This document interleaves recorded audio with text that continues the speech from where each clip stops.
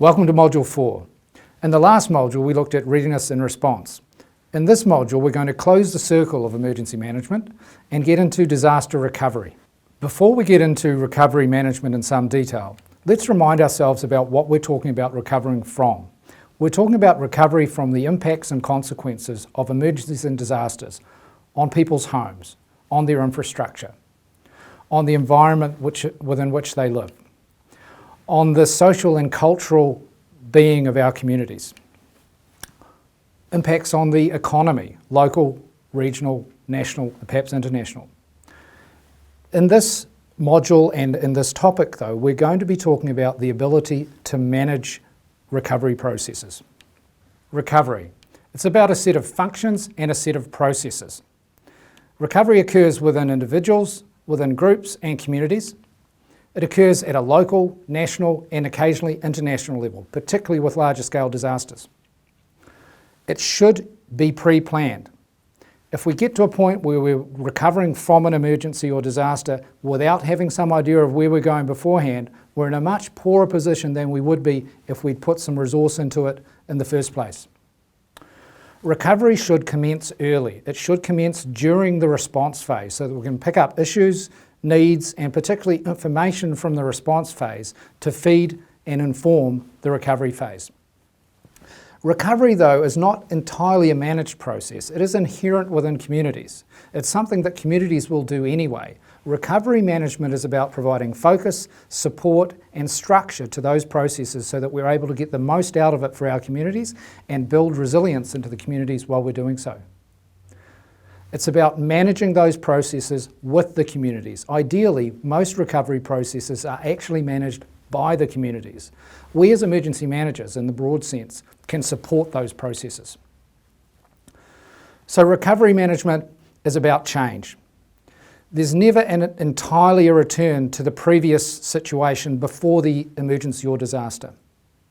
There will be new needs created, new social norms. There'll be new or rebuilt infrastructure to support the communities and deliver the services that they require. There'll be new styles. Often there's new styles of building to take into account the hazard that's just been experienced. There'll be new expectations about what the community can achieve, different from those which they had before. There'll be new knowledge generated through the experience of having that disaster or emergency. There may be new rules necessary to guide the recovery process and on into the future. There may be new laws necessary, particularly to establish a managed recovery process. New leaders will come out of the recovery process. Some of them will have been in positions of leadership beforehand. Others, though, will be created through the process of recovery and then beyond. New organisations will be developed out of the recovery process. There'll be new locations in some cases. Businesses, communities may need to move away from risk or to take new opportunities. There'll be new beginnings. Recovery is often said to be achieving a new normal. Recovery management is all about communication. It's about engagement with the public and with businesses and with government. It often involves temporary housing for those who are affected. It usually will rely on significant damage and needs assessment. There will usually be a significant component of financial support for people at home and in businesses to enable them, and people who've been evacuated, to enable them to sustain themselves while they're getting back on their feet. Recovery management will often include demolition. Therefore, it will involve debris management. It will also involve environmental management. There'll be new or rehabilitated infrastructure. There will be a significant component that will look at social recovery, re-establishing the community, re-establishing and perhaps establishing new communities. A significant component for those who need it is about psychosocial support and recovery. There will need to be new hazard and risk assessments carried out because there will be a new hazardscape that will have changed from before the emergency. Recovery management, though, is not new. We can look at a case study from quite some time ago to see an example of that. The London fires in the 1600s, the 1666 fire often referred to as the Great Fire of London.